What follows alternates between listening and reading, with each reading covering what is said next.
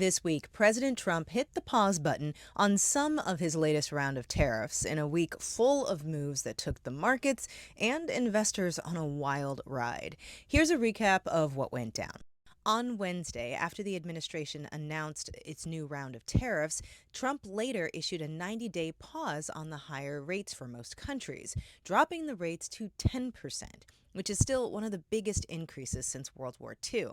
Plus, we've still got the 25% tariffs on cars, steel, and aluminum. But it's even worse on goods from China.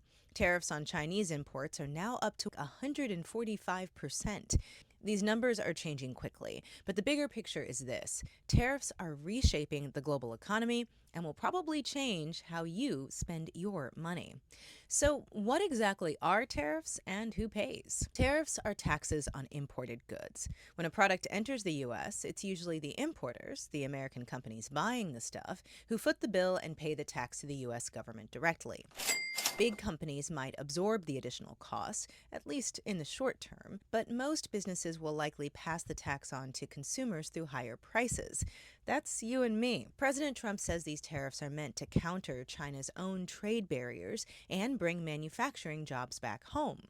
But they're also creating ripple effects, higher prices on everyday goods, uncertainty for businesses, and it puts at risk jobs in industries that rely on global supply chains based on the old model of global trade. Home prices could also go up as the price of the stuff needed to build homes, like steel and lumber, become more expensive. Part of what's going on here is people just don't even know what to expect. And if you don't know what to expect, how can you make business decisions? How can you figure out where to invest? How can you figure out where to source things from? Some Americans have actually started stockpiling essentials, everything from toothpaste and soap to new tires and furniture, hoping to get ahead of the hikes. As for our two closest trading partners, Canada and Mexico, the two nations will continue to face 25% tariffs, except on goods that are compliant with the U.S.-Mexico-Canada agreement. That's a trade deal President Trump signed in his first term in office.